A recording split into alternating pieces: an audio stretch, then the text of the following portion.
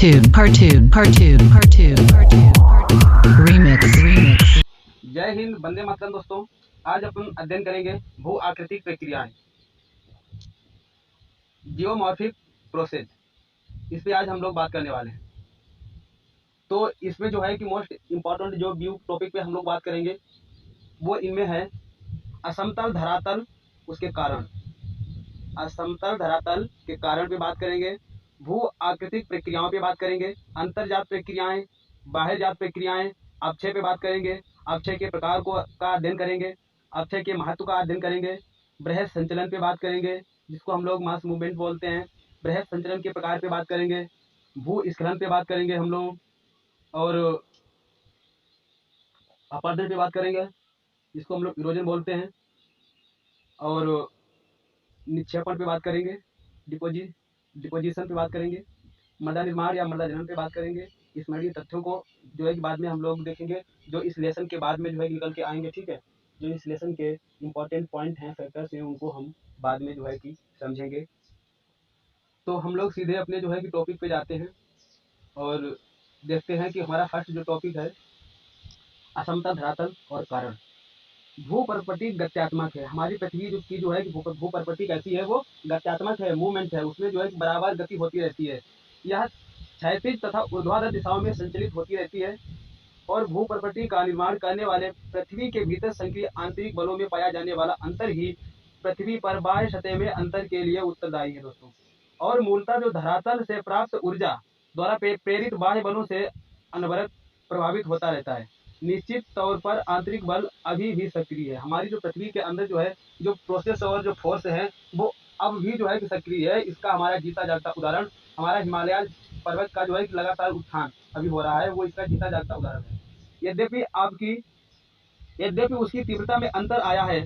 इसका तात्पर्य यह है कि धरातल पृथ्वी मंडल के अंतर्गत उत्पन्न हुए बाह्य बलों एवं पृथ्वी के अंदर अद्भुत आंतरिक बलों से अनवरत प्रभावित होता है तथा यह सर्वथा परिवर्तनशील है। बाह्य बलों को बाह्य जनित तथा आंतरिक बलों को अंतर्जनित या आंतरिक बल कहा जाता है। और बाह्य जनित बलों की क्रियाओं का परिणाम होता है कि उभरी हुई भू आकृतियों का विघर्षण तथा बेसिन निम्न क्षेत्रों गर्तों का भराव, धरातल पर अपरदन के माध्यम से उच्चावच के मध्य अंतर के कम होने को तल संतुलन। दोस्तों, जो हमारा जो है कि बाह्य जात जो है कि बल है, जैसे वो हमारा जो है कि ये यहाँ पे माउंटेन है दोस्तों, ये हमारा कोई यहाँ पे माउंटेन है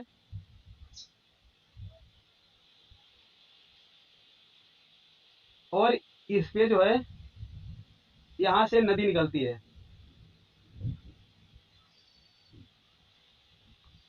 तो ये बाह्य जात प्रक्रिया में क्या क्या होता है कि नदी जो है कि इस ऊंचे उठे हुए पर्वत को जो है बराबर घर्षित करती रहती है, बराबर काटती रहती है, इसकी ऊंचाई बराबर कम होती जाती है। ठीक है, जो ये बाह्य जनित बल है हमारा, ये यहाँ से इसको जो है कि ये पृथ्वी के उच्चावच में जो है कि समतल स्थापित करने का कार्य करता है। हमारी जो है पृथ्वी के धरातल को ये बराबर करने का काम करता है। ठीक है, और जब तक ये जो है कि उभार रहता है, ये प्रोसेस चलता रहता है और एक समय ऐसा आता है ये जो है कि धरातल जो है कि ऊपर से अपरदित होके बराबर हो जाता है। तो हमारा जो है प्रोसेस जो होता है, नदी जो होती है अपनी जो है वो आधार तल को प्राप्त हो जाती है। ये इसका आधार तल है। जब नदी अपने आधार तल को प्राप्त हो जाती है तो ये जो प्रोसेस जो है बंद हो जाता है। नदी में जो है कि फिर जो है कि नवोन्मेष आने से जो इसमें जो है नवोन्मेष आता है, उसके कारण अगर ये धरातल फिर से दोबारा ऊपर उठता है तो फिर ये जो है कि प्रक्रियाएं इसमें जो है कि फिर से चालू हो जाती है। ठीक है, और ये ऊपर से जो है कि काटी हुई मिट्टी जो है, ये जो है कि यहाँ पे जो है कि छोटी छोटी झीलें गर्तें बन जाती हैं, उन गर्तों के बराबर भरता रहता है धीरे धीरे। ठीक है, तो इस प्रकार जो है कि हमारा बाह्य जात जो है जो बल है ये बराबर जो है कि कार्य करता रहता है। ठीक है, तो धरातल पर अपरदन के माध्यम से उच्चावच के मध्य अंतर के कम होने को संतुलन कहते हैं। मतलब ये जो उच्चावच जो है हमारा, इसको जो है कि नदियां बराबर काटती रहती हैं और अपने आधार तल में ये जो है संतुलन जो है उत्पन्न करती है। ठीक है,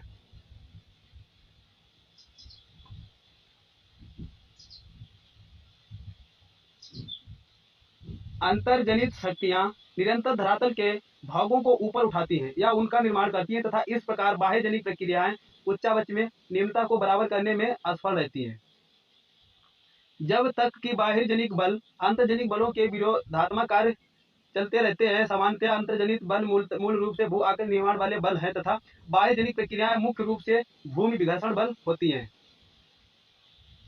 ये यहाँ पे दोस्तों जो है कि डायग्राम बना हुआ है, इसमें समझाया गया है, स्पष्ट किया गया है कि जो स्थल रूपों को प्रभावित करने वाले कार्य जो हैं कि वो उनमें वो दो प्रकार के होते हैं, एक तो बाह्यजनिक हो गए और एक अंतर्जनित हो गए।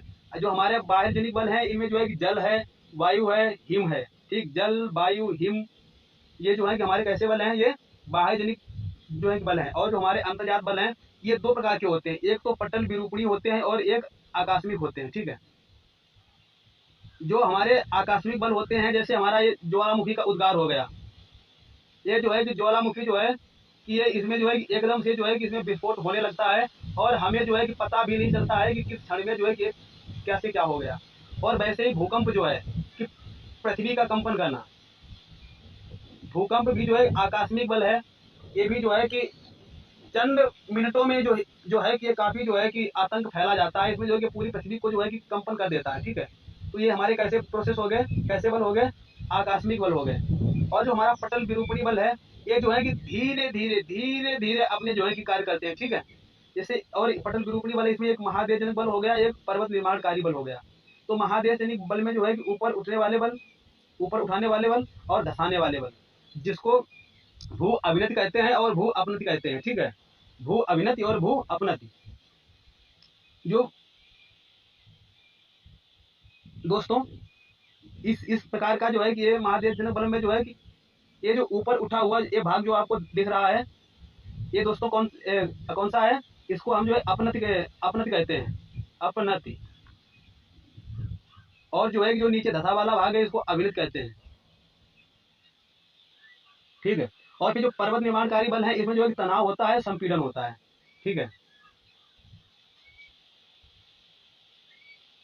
आगे हम लोग अध्ययन करेंगे भू आकृतिक प्रक्रियाएं कि धरातल के पदार्थों पर अंतर्जनित एवं बाह्यजनित बलों द्वारा भौतिक दबाव तथा रासायनिक क्रियाओं के कारण भूतल के विन्यास में परिवर्तन को भू आकृतिक प्रक्रियाएं कहते हैं। पटल विरूपण एवं ज्वालामुखीयता अंतर्जनित भू आकृतिक प्रक्रियाएं हैं। अपक्षय, बृहद क्षरण, अपर्दन एवं निक्षेपण बाह्यजनित भू आकृतिक प्रक्रियाएं हैं दोस्तों। और पृथ्वी के किसी भी बाह्यजनिक तत्व जैसे जल, हिम, वायु इत्यादि जो धरातल के पदार्थों का अधिग्रहण तथा परिवहन करने में सक्षम है को भू आकृतिक कारक कहते हैं। जब भू आकृतिक के ये तत्व ढाल प्रवणता के कारण गतिशील हो जाते हैं तो पदार्थों को हटाकर ढाल के सहारे ले जाते हैं और निचले भागों में निक्षेपित कर देते हैं। भू आकृतिक प्रक्रियाएं तथा भू आकृतिक कारक विशेषकर बाह्यजनिक को यदि स्पष्ट रूप से अलग न किया जाए तो उन्हें एक ही समझना होगा, क्योंकि ये दोनों एक ही होते हैं। दोस्तों एक प्रक्रिया एक बल होता है, एक प्रक्रिया जो होती है वो एक प्रकार का बल होता है जो धरातल के पदार्थों के साथ अनुप्रयुक्त होने पर प्रभावी हो जाता है। एक कारक एक गतिशील माध्यम जैसे प्रवाहित जल, हिमानी हवा, लहरें एवं धाराएं आदि है जो धरातल के पदार्थों को हटाता है, ले जाता है तथा निक्षेपित करता है। इस प्रकार प्रवाह युक्त जल, भूमिगत जल, हिमानी और हवा और लहरें, धाराओं इत्यादि को भू आकृतिक कारक कहा जाता है।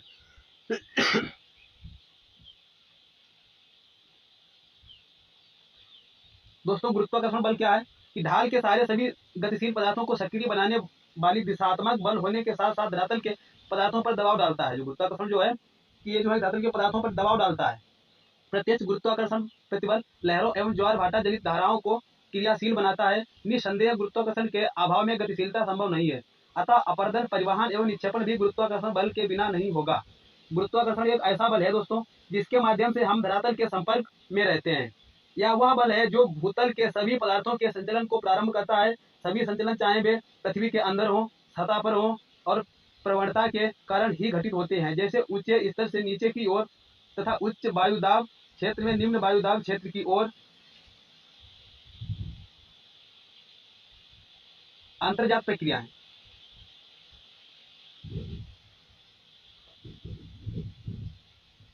पृथ्वी के अंदर से निकलने वाली ऊर्जा भू आकृतिक प्रक्रियाओं के लिए प्रमुख बल स्रोत होती है और पृथ्वी के अंदर की ऊर्जा अधिकांशतः रेडियोधर्मी क्रियाओं, घूर्णन एवं ज्वारीय घर्षण तथा पृथ्वी की उत्पत्ति से जुड़ी ऊष्मा द्वारा उत्पन्न होती है। भूतापीय प्रवणता, ये जो भूतापीय प्रवणता एवं अंदर से निकलने वाले ऊष्मा प्रभाव से ऊर्जा प्राप्त पटल विरूपणी एवं ज्वालामुखी को प्रेरित करती है। भूपर्वती की मोटाई तथा दृढ़ता में अंतर के कारण अंतर्जनित प्रक्रियाएं सभी स्थानों पर एक जैसी नहीं होती हैं। विवर्तनिक द्वारा नियंत्रित मूल भूपर्वती की सतह समतल नहीं होती है। अब दोस्तों हम देखेंगे कि पटल विरूपणी बल, ये पटल विरूपणी बल आखिर है क्या। इसकी शक्तियां धीमी गति से कार्य करने के कारण इसका प्रभाव एक लंबे समय तक दिखाई देता है। पटल विरूपण के अंतर्गत एक क्रियाएं आती हैं से भूप्रवृत्ति को निर्मित या परिवर्तित करती हैं। ये प्रक्रियाएं निम्न प्रकार की हैं। धरातल के बड़े भाग की विकृति में संलग्न महाद्वीप रचना संबंधी प्रक्रियाएं हैं। पर्वतीय प्लेट के क्षैतिज संचलन करने में प्लेट विवर्तनिकी की भूमिका।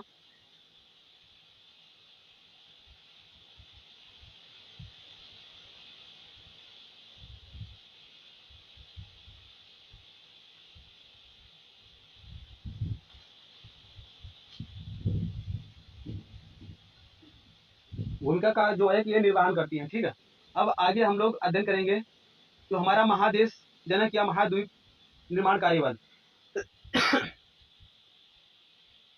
महादेश जनक या महाद्वीप निर्माणकारी बल, ये बल बृहद इस प्रकार करते हैं। इन बलों के प्रभाव से महाद्वीप के बड़े भाग ऊपर उठते हैं तथा नीचे धंसते हैं। पर्वत निर्माणकारी बल पृथ्वी के पटल पर क्षैतिज दिशा में कार्य करते हैं। इन्हें स्पर्श रेखीय बल कहा जाता है। इन बलों से तनाव उत्पन्न होने से भूतल में दरारें पड़ जाती हैं और पर्वतों का निर्माण होता है। साथ ही इन बलों के प्रभाव से भूगर्भ में दबाव, आयतन तथा तापक्रमों में परिवर्तन होने से शैलों का कायांतरण होता है। ज्वालामुखीयता, वल्केनिज्म। ज्वालामुखीयता के अंतर्गत लावा का भूतल की ओर संचलन एवं अनेक आंतरिक तथा बाह्य ज्वालामुखी स्वरूप का निर्माण सम्मिलित होता है। इस संदर्भ में यह उल्लेखनीय है कि ज्वालामुखी से हमारा आशय उस मुख या दरार से होता है जिससे होकर गर्म लावा धरातल तक आता है। कि हमारा ज्वालामुखी से दोस्तों क्या जो अभिप्राय होता है, वह एक ऐसा दरार या मुख जिससे होकर हमारा गर्म तप्त लावा जो है कि पृथ्वी के दरारों से होकर जो है पृथ्वी की सतह तक आता है। उसको हम ज्वालामुखी कहते हैं। और जो है कि जो है लावा जो पृथ्वी के अंदर रहता है उसको हम लोग जो है कि मैग्मा कहते हैं। और जो यही मैग्मा जो है कि आकर के पृथ्वी की जो है सतह पे जो है कि बिखर जाता है। इसमें जो है कि मिली हुई गैसें बाहर इससे अलग हो जाती है, तब दोस्तों ये क्या कहलाता है, तब ये लावा बन जाता है। बाह्यजात प्रक्रियाएं, बाह्यजनित प्रक्रियाएं अपनी ऊर्जा सूर्य द्वारा निर्धारित वायुमंडलीय ऊर्जा एवं अंतर्जनित शक्तियों से नियंत्रित और विवर्तनिक कारकों से उत्पन्न प्रवणता से प्राप्त करती हैं। गुरुत्वाकर्षण बल ढाल युक्त सतह वाले धरातल पर कार्य करता है तथा ढाल की दिशा में पदार्थ को धकेलता है। प्रति इकाई क्षेत्र पर लगे बल को प्रतिबल कहा जाता है। या प्रतिबल ठोस पदार्थों में धक्का एवं खिंचाव से उत्पन्न होता है। इससे विकृति प्रेरित होती है। धरातल के पदार्थों के सारे सक्रिय बल अपरूपण विलककारी बल होते हैं। ये प्रतिबल शैलों एवं धरातल के पदार्थों को तोड़ता है। अपरूपण प्रतिबल का परिणाम कोणीय विस्थापन होता है और धरातल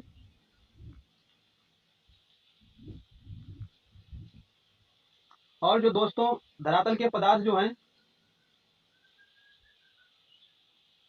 धरातल के पदार्थ गुरुत्वाकर्षण प्रतिबल के साथ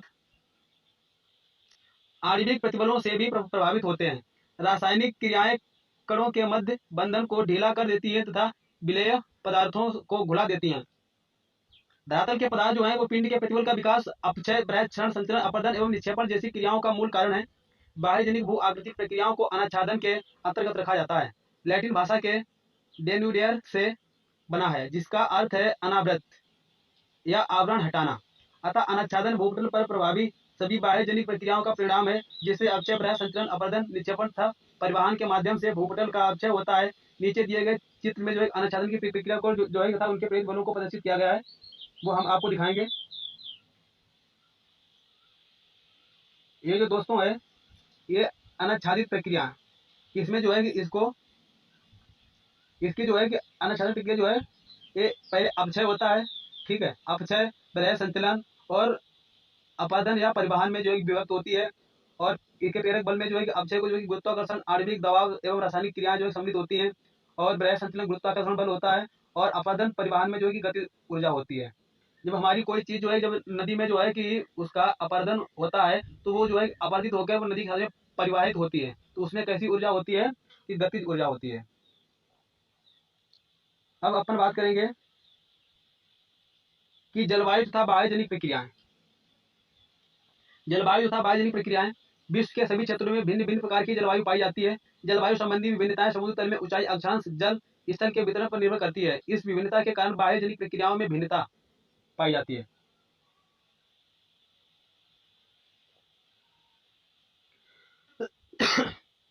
वनस्पति भी जलवायु पर प्रभाव डालती है तथा बाह्य जनिक भू आकृति प्रक्रियाएं पर अप्रत्यक्ष रूप से प्रभाव डालती है। संरचना तथा बाह्य जनिक प्रक्रियाएं कि जलवायु के अतिरिक्त बाह्य जनिक प्रक्रियाएं संरचना से संबंधित हैं। समान जलवायु के प्रदेशों में संरचना के अनुरूप बाह्य जनिक प्रक्रियाओं में भिन्नता हो सकती है। संरचना में बल, भ्रंश, झुकाव, संयुक्त बल, खनिजों की कठोर पारगम्यता, रासायनिक संवेदनशीलता आदि को सम्मिलित किया जाता है। शैलीय संरचना में विभिन्नता के कारण भू आकृति प्रक्रियाओं के संदर्भ में प्रतिरोध क्षमता प्रस्तुत करती है। कोई विशिष्ट प्रकार की शैल एक प्रक्रिया के प्रति प्रतिरोधी पूर्ण तथा दूसरी प्रक्रिया के प्रति प्रतिरोध रहित हो सकती है। और जलवायविक दशाओं में विशिष्ट प्रकार की शैलियां भू आकृति प्रक्रिया के प्रति भिन्न स्तरों का प्रतिरोध प्रस्तुत करती है। दोस्तों हम लोग अध्ययन करेंगे अपक्षय के बारे में। अब हम लोग अपक्षय को समझेंगे। अपक्षय स्थैतिक या स्थिर शक्ति है। इसमें वायुमंडल के विशेष कारकों के कारण पृथ्वी की सतह की चट्टानें अपने स्थान पर टूटती फूटती अथवा विशेष रासायनिक क्रिया के प्रभाव से अवघटित होती रहती हैं। अपक्षय में या तो पदार्थों का कोई संचलन नहीं होता या बहुत ही कम संचलन होता है या एक स्वस्थाने या स्थान पर होने वाली प्रक्रिया है। दोस्तों जो अपक्षय होता है इसमें जो है कि हमारी ये कोई चट्टान है, ये दोस्तों अपने ही स्थान पे धीरे धीरे टूट टूट के गिरती रहती है। ये जो है कि अपने ही स्थान पे, इसमें दोस्तों परिवहन संबंधी कोई प्रक्रिया नहीं होती। ठीक है, ये इसमें जो है कि परिवहन संबंधी कोई प्रक्रिया नहीं होती है। ये जो है कि अपने ही स्थान पे धीरे धीरे सने सने टूट टूट के नीचे गिरती रहती है। हिंड्स के अनुसार अपक्षय से तात्पर्य यांत्रिक विघटन तथा रासायनिक अपघटन से है। ये चट्टानों के सामंजस्य को नष्ट कर देती है। दूसरे शब्दों में जब चट्टानें बिना स्थान बदले विशेष आकृति कारकों की क्रिया से अवखंडित एवं अपघटित होती रहती हैं तो उसे अपक्षय कहा जाता है। अथवा मौसम एवं बाह्य जलवायु के कार्यों के माध्यम से चट्टानों के यांत्रिक विखंडन तथा रासायनिक विघटन को अपक्षय कहा जाता है। इस प्रकार भू सतह पर अपक्षय प्रक्रिया दो रूपों में संपन्न होती है। एक तो हो गया विघटन, जब बदले हुए मौसम एवं जलवायु की क्रियाओं, ताप जल व हिमवृष्टि जल आदि के प्रभाव से कठोर चट्टानें भी अपनी संधियों या फटन तल के सारे टुकड़ों में टूट टूट कर छोटे छोटे कणों में बालू में बदल जाती है तो उसे हम विखंडन या भौतिक अथवा यांत्रिक अपक्षय कहते हैं। अपघटन जब चट्टानों में पाए जाने वाले खनिज पदार्थ जल एवं वायुमंडल की गैसों के साथ विशेष प्रकार की क्रिया क्योंकि चट्टानों को घोलकर या रासायनिक क्रिया द्वारा चूर्ण या एवं अन्य पदार्थों में बदलते हैं तो ऐसी क्रिया को चट्टानों का अपघटन कहा जाता है या अपक्षय की विशेष दशा है। इसी कारण इसे रासायनिक अपघटन भी कहते हैं। अपक्षय को प्रभावित करने वाले कारकों में जटिल भूगर्भीय संरचनाएं, जलवायु, उच्चावचन तथा वनस्पति का आवरण सम्मिलित है, लेकिन इन सभी में जलवायु सर्वाधिक प्रभावकारी कारक है। जो अपक्षय की प्रक्रिया है इसमें जो है कि जलवायु जो है वो सर्वाधिक जो है कि प्रभावकारी कारक है। इसमें जो है कि सबसे ज्यादा प्रभाव जो है जलवायु का ही पड़ता है। अपक्षय के प्रकार, अपक्षय तीन प्रकार के होते हैं। एक तो भौतिक या यांत्रिक अपक्षय, रासायनिक अपक्षय और जैविक अपक्षय। भौतिक या यांत्रिक जो अपक्षय होता है, यांत्रिक अपक्षय में चट्टानों का विघटन और अथवा विखंडन जो है कि वो भौतिक प्रक्रिया के भौतिक तत्वों के माध्यम से होता है। इससे जो है एक मजबूत शिलाखंड भी निरंतर यांत्रिक या भौतिक अपक्षय के प्रभाव से टुकड़ों में एवं बालू में बदलते जाते हैं। इसका सर्वाधिक प्रभाव शुष्क तथा ठंडी जलवायु वाले प्रदेशों में होता है। यह प्रक्रिया निम्न कारणों द्वारा भू तल पर गतिशील बनी रहती है। दोस्तों ताप परिवर्तन क्रिया से विघटन, जिन क्षेत्रों की चट्टानों की संरचना में अनेक प्रकार के खनिज वाली चट्टानें होती हैं वहां दिन में ऊंचे तापमान के कारण ऐसी चट्टानें जो है कि वो तेजी से गर्म हो जाती हैं और रात के समय में जो है कि पिछले प्रहर में तेजी से तापमान घटने से पुनः तेजी से सिकुड़ने लगती जब ठंडी होती है। इस प्रकार बार बार फैलेदार सिकुड़ने की क्रिया से जो चट्टानें हैं उनमें जो है कि जोड़ या संधि जो है वो जो है कि जोड़ या संधियां बन जाती हैं, जिनके सारे जो है चट्टानें जो है कि बार बार सिकुड़ती फैलने से मुलायम करके टूट जाती है। अपनी जोड़ या जो है कि संधियों के सारे टूटती जाती हैं। इस भांति मुलायम चट्टानों में तेजी से चूर्ण रूप में बदल जाती है। चट्टानें खनिजों द्वारा निर्मित होती हैं। ताप के प्रभावाधीन विभिन्न मात्रा में फैलती हैं तथा सिकुड़ती हैं। ये चट्टानें छोटे छोटे कणों में विघटित हो जाती है। इसे कणिकामय विघटन कहा जाता है। दोस्तों जब चट्टानें छोटे छोटे टुकड़ों में जो है टूट के विघटित हो जाती है तो उनको दोस्तों कणिकामय विघटन कहा जाता है। मरुस्थलीय प्रदेशों में सूर्यास्त के आधे घंटे के अंदर कुछ आवाजें सुनाई देती हैं। ये आवाजें चट्टानों के टूटने की होती हैं। चट्टानों का ऊपरी भाग शीघ्र गर्म हो जाता है किंतु आंतरिक भाग ठंडा रहता है तथा ऊपरी परत फैलकर आंतरिक भाग से अलग हो जाती है। इस क्रिया को पल्वीकरण कहा जाता है। तापमान में परिवर्तन के कारण निरंतर फैलने और सिकुड़ने से सैलों में पड़ी दरारें दोस्तों इस प्रकार से जो है कि दिखाई पड़ती हैं। जैसे ये कोई सेल है, ये जो है कि एक सेल है पूरी, ये जो है कि सेल है, इसमें जो है कि तापमान के जो है कि परिवर्तन से इसमें दरारें पड़ जाती हैं, और यही से जो है कि चट्टानें जो है कि धीरे धीरे बार बार जो है कि तापमान जो है कि बढ़ने से जो है कि ये जो है कि चट्टानों में जो है कि प्रसार होता है। जब तापमान बढ़ता है तब ये जो चट्टान है इसमें जो है कि प्रसार होता है, मान लीजिए फैलाव होता है, ये मतलब बाहर फैलती है। और जब तापमान जो है कि ठंडा हो जाता है फिर इनमें जो है कि संकुचन सिकुड़न आ जाती है, ये मतलब इसकी जो है कि ये सिकुड़न आ जाती है। ऐसी प्रक्रिया निरंतर होते रहने से जो है चट्टानों में दरार पड़ जाती है, और वो जो है कि कणिका में जो है टूट जाती है छोटे छोटे टुकड़ों में, और जो है कि उनका जो है कि अपक्षय हो जाता है। अब पाले की दशा का प्रभाव, जो पाला है वो हमारी जो है चट्टानों में जो है कैसे अपक्षय करता है। शीतोष्ण प्रदेशों में सर्दियों में रात्रि के तापमान जहाँ हिमांक बिंदु से नीचे पहुंच जाते हैं वहां पर भिन्न प्रकार के भौतिक अपक्षय, ऐसे स्थानों पर दिन में पानी ढालू भागों में या संधियों के सहारे चट्टानों में प्रवेश कर जाता है, रात में यही पानी बर्फ में बदल जाता है। बर्फ पानी से ज्यादा जगह घेरता जाता है, पानी से बर्फ में बदलते समय अधिक स्थान के लिए चट्टान पर भारी दबाव डालता है, जिससे चट्टानों के बीच या संधियों के बीच दूरी बढ़ती जाती है और चट्टानें टुकड़ों या कड़ों में टूटती जाती हैं। तब उनमें जो है ऐसी प्रक्रिया लगातार होने से इनमें फिर से जो है कि वही प्रोसेस चालू हो जाती है कि चट्टानें धीरे धीरे कमजोर हो जाती हैं और फिर वो टूट जाती हैं। अब दाब मोचन, निचली चट्टानों का निर्माण ऊपरी दाब के कारण होता है, किंतु जब ऊपरी चट्टानों का अपघटन होकर दबाव कम हो जाता है तो निचली चट्टानों में चटकने पड़ जाती हैं, जिससे चट्टानों का विघटन हो जाता है।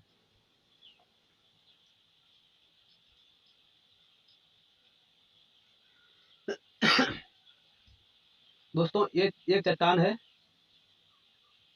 इसमें जो है दरारें बनी हुई हैं, और जो है सर्दियों का समय है,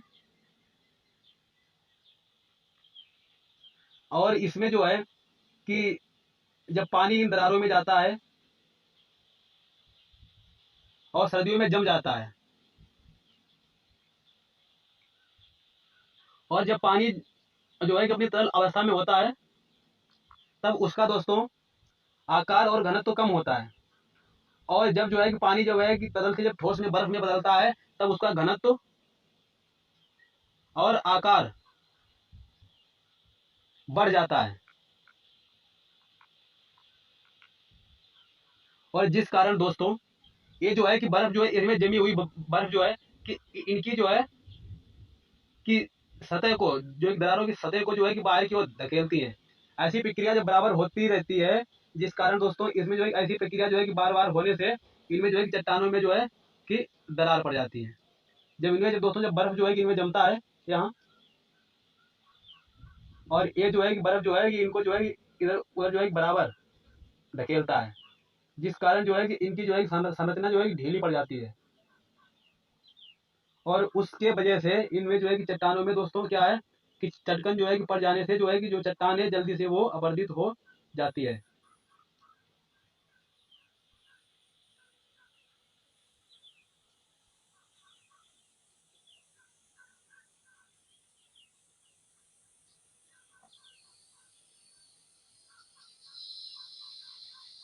ये यहाँ पे वही प्रक्रिया दिखाई गई है कि रात में अब इसमें जो है कि बर्फ जो है कि जम गया है, ठीक है, इनमें जो है कि बर्फ ये जो है कि जमा हुआ है बर्फ।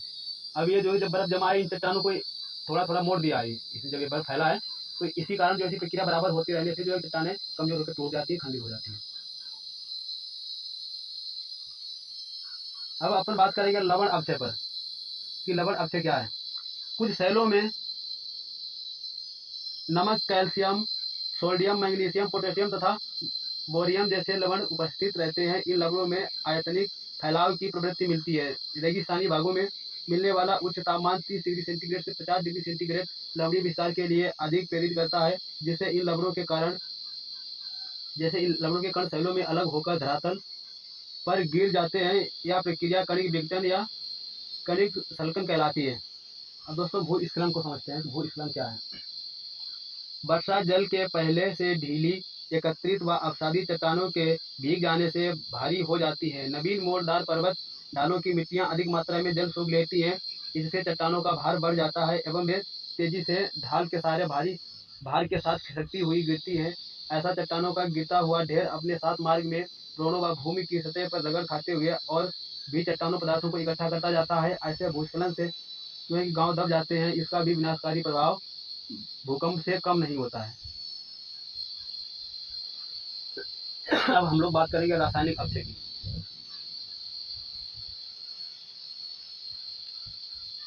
जो रासायनिक अपचय क्या होता है? सेलों का अपचय भौतिक रूप से नहीं रासायनिक क्रिया से होता है। रासायनिक अपचय में चट्टानों के खनिजों की संरचना पर जल के घुली विभिन्न गैसों का विशेष प्रभाव पड़ता है।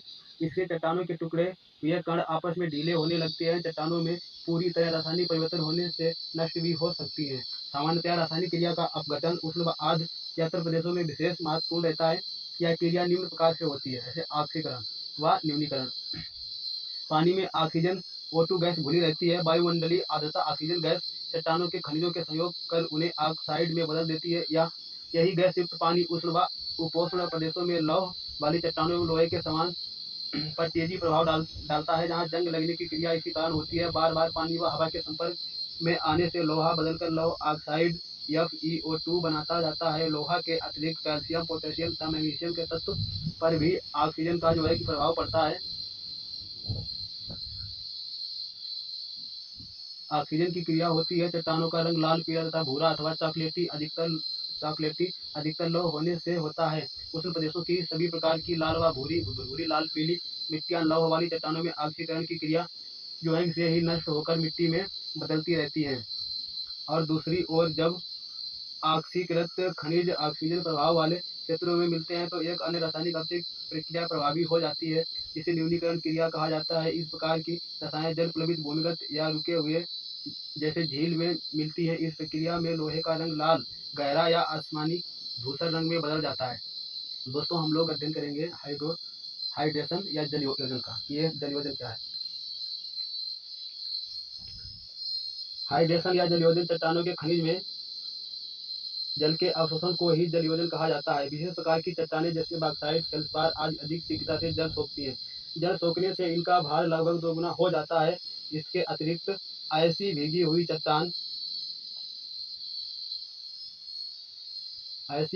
चट्टान जो है कि ये तेजी से अपघटित होती जाती है। कुछ चट्टानें तो भीग कर खिलकर चूने में बदल जाती हैं। ऐसी क्रिया के प्रभाव से ही फेल्सपार खनिज के ओलिन मिट्टी में बदल जाता है।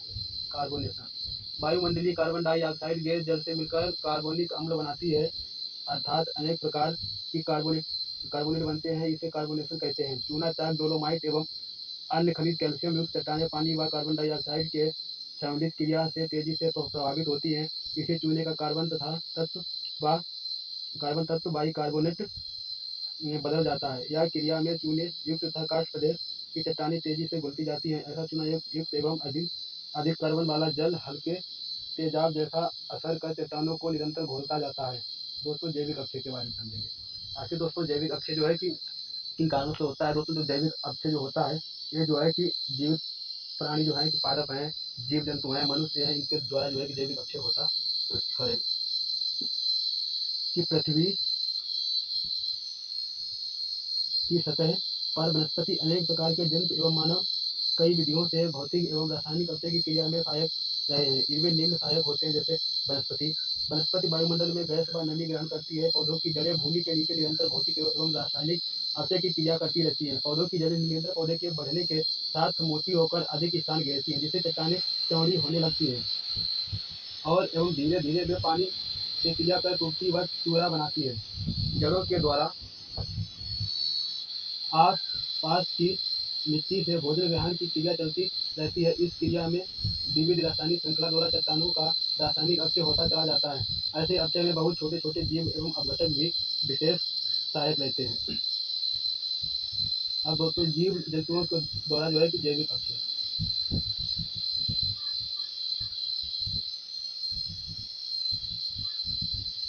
जीव जंतु। पृथ्वी की सतह पर अनेक प्रकार के प्राणी या जंतु पाए जाते हैं। इनमें से कई जमीन में गड्ढा बनाकर अथवा बिल बनाकर रहते हैं और चूहे, सांप, बिच्छू, नेवला, दीमक, बिरल, कुत्ता आदि ऐसे जीव हैं।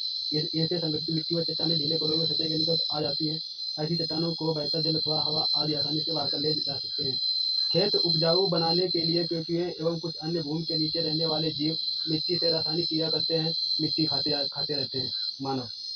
यद्यपि मानव भी एक प्राणी है, किंतु वह भूतल पर सर्वव्यापी है। उस अपने अपने द्वारा खोजे गए औजार, मशीन एवं तकनीकी द्वारा पृथ्वी की सतह पर आश्चर्यजनक गति से परिवर्तन किए हैं। वह भौतिक एवं रासायनिक हत्या का आज सबसे अधिक प्रभावशाली एवं चौंकाने वाला कारक बन गया है।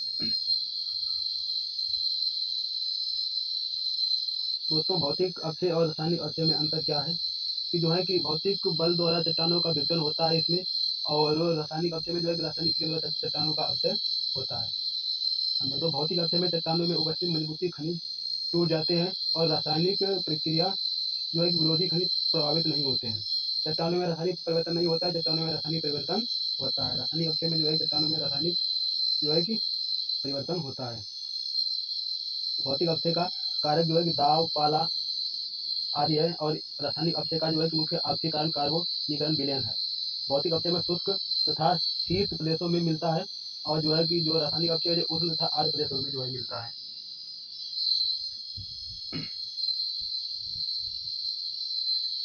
अब हम लोग बात करेंगे अक्षय का महत्व। अक्षय का प्रभाव निम्न प्रकार से समझा जा सकता है। अक्षय की क्रिया से चट्टानें ढीली हो जाती हैं और ये विकसित व विभाजित होकर छोटे छोटे टुकड़ों में टूट कर अंततः चूर्ण में बदल जाती हैं, जिससे मिट्टी का निर्माण होता है, जो मानव जीवन का आधार है।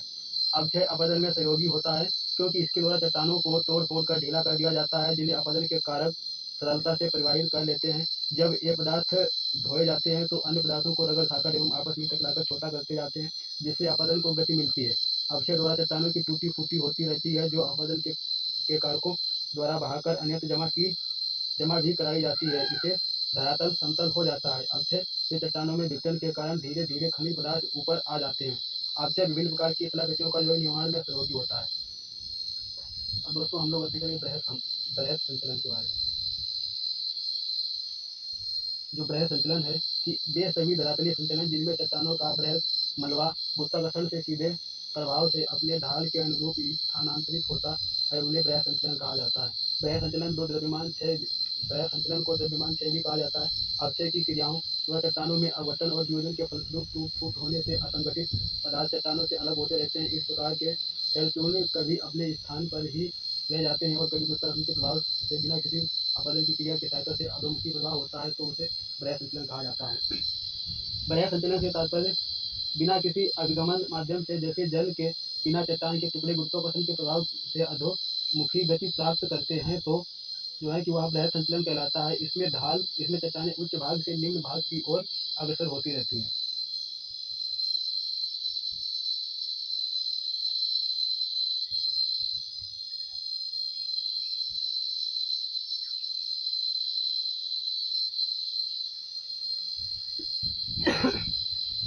अब देखेंगे हम लोग बृहद संचलन की क्रिया के कारण। बृहद संचलन की सक्रियता के निम्नलिखित 10 कारक होते हैं। प्राकृतिक एवं कृत्रिम साधनों द्वारा ऊपर के पदार्थों के टिकने के आधार का हटना। ये देखिए दोस्तों, ये मान लीजिएगा कि कोई यहाँ पे एक ये पहाड़ी है,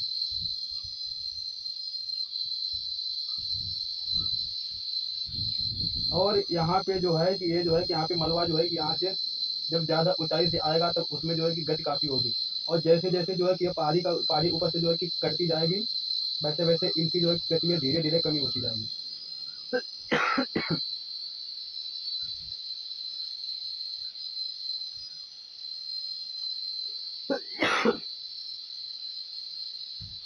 हम लोग बात करेंगे बृहद संचलन के प्रकार।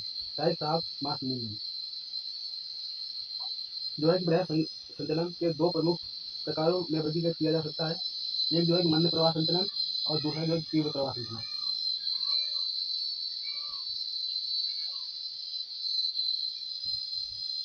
मंद प्रवाह संचलन। भूगर्भिक दृष्टि से मंद प्रवाह संचलन सूक्ष्म अधोमुखी गति होती है, जो इतनी धीमी गति से होता है कि प्रतिवर्ष 1 मिलीमीटर के एक भाग के बराबर गति हो सकती है। मृदा विरूपण इस वर्ग का एक प्रकार है, जो प्रमुख रूप से मध्यम तीव्र से लेकर मृदा के ढके ढालों पर संपन्न होता है। इस प्रकार के संचलन में मृदा का संचलन इतना धीमी गति से होता है कि अल्प समय में इसका अनुभव नहीं हो पाता। मृदा विरूपण से मृदा तथा चट्टानों का मलबा सम्मिलित होता है। मृदा विरूपण प्रभावित क्षेत्रों में बाढ़ स्तंभों तथा दूरभाष पुलों को अपनी लंबवत स्थिति से झुके हुए तथा संरेखण स्थिति में देखा जा सकता है। और मृदा सर्पण के अंतर्गत वर्षा के जल से मृदा ढीली हो जाती है। गुरुत्वाकर्षण के प्रभावाधीन मृत्तिका और आवरण धीरे धीरे ढाल के नीचे की ओर फिसलने के पश्चात ढाल के आधार तल पर एकत्रित हो जाते हैं। मृदा संचय भू आकृतियों की जड़ों के चारों ओर दीवारों के आधार पर देखे जाते हैं। शीत जलवायु वाले परिहिमानीय एवं आर्द्र शीतोष्ण क्षेत्र में जल के आधार पर तुषार तथा हिम पिघलने से मृदा विसर्पण होता है। दूसरा प्रकार है तीव्र प्रवाह संचलन। जब आर्द्र जलवायु प्रदेश में निम्न से लेकर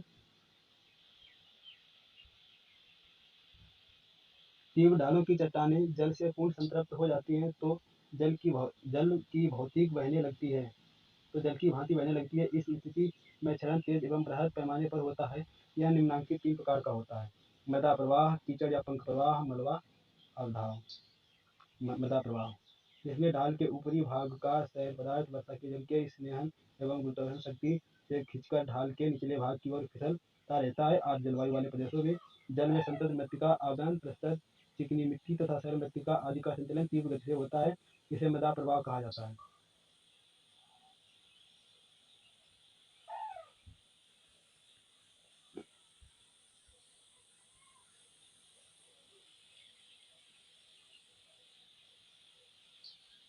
ये दोस्तों यहाँ पे जो है ऊंचाई से जो है मृदा का जो है कि प्रवाह दिखाया गया है कि ये जो है कि कोई एक सेल है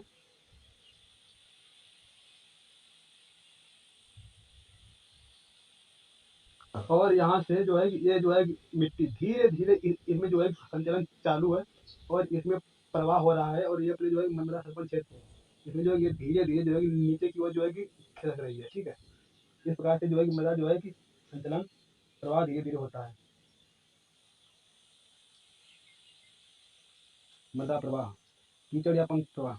अधिक वर्षा वाले तथा वनस्पति विहीन क्षेत्र में वर्षा के जल से संतृप्त हुआ सेल पदार्थ अपने स्थान से हटकर प्लास्टिक पदार्थ की भांति नीचे की ओर तेजी से निश्चित वाहिकाओं के सहारे समापन करता है। छोड़ा गया स्थान चपाकार किंतु भ्रगुओं के रूप में अवशिष्ट रह जाता है। उसको कैसा रह जाता है? भ्रगुओं के रूप में, जो भ्रग होता है।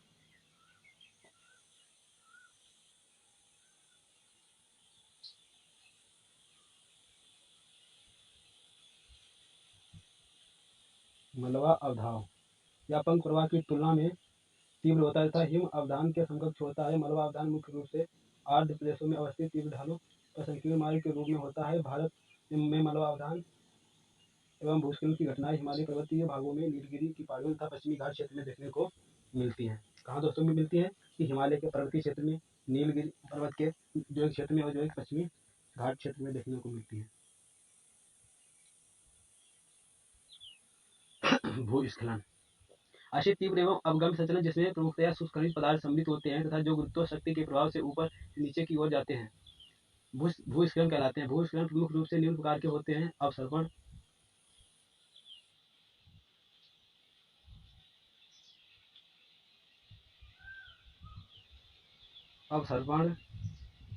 मलबा स्खलन या अवधाव, शैल स्खलन और शैल पतन।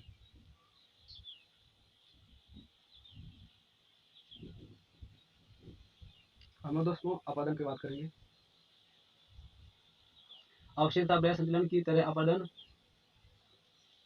भूमि निम्नीकरण की प्रक्रिया है। अपरदन के अंतर्गत चट्टानें मलबे की अबाप्ति तथा उसके परिवहन को सम्मिलित किया जाता है। यद्यपि अवक्षय एवं अपरदन दोनों स्वतंत्र प्रक्रियाएं हैं, फिर भी अवक्षय द्वारा एकत्रित पदार्थ अंततः गतिशील शक्तियों अर्थात नदी, हिमानी हवा आदि द्वारा अपरदन एवं परिवहन द्वारा अन्य प्राकृतिक दशाओं के अनुसार अन्य भागों में ले जाकर जमा कर दिया जाता है। इस प्रकार मोटे तौर पर कटाव का अर्थ पदार्थों को काटना, कटे गए पदार्थों को बहाना एवं बहते पदार्थों को जमा करना सभी प्रक्रियाएं सम्मिलित रूप में है।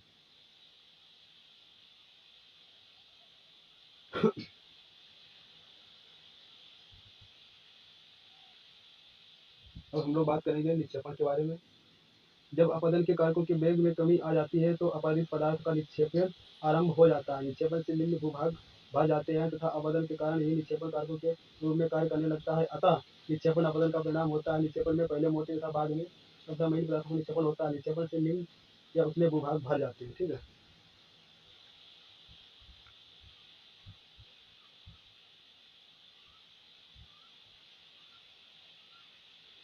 अब दोस्तों हम लोग देखते हैं मोस्ट इम्पॉर्टेंट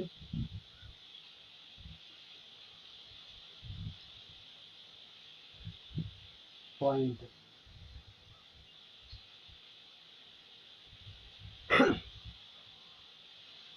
कि पटल विरूपण एवं ज्वालामुखी मुख्यतः अंतर जनित भू आकृतिक प्रक्रियाएं हैं।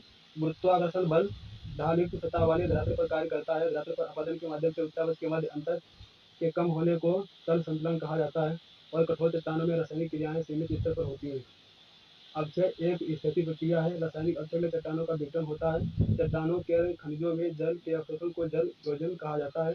चट्टानों के से सिलिका का अलग होना ही सिलिका पृथक्करण डिसिलिकेशन कहलाता है। दोस्तों इसी के साथ में जो है कि हमारा जो है कि आज का वीडियो कंप्लीट होता है। ऐसे ही इम्पोर्टेंट जानकारी के लिए हमारे जो है चैनल को सब्सक्राइब करें, लाइक करें और शेयर करें। Thank you for watching. आपका दिन शुभ हो।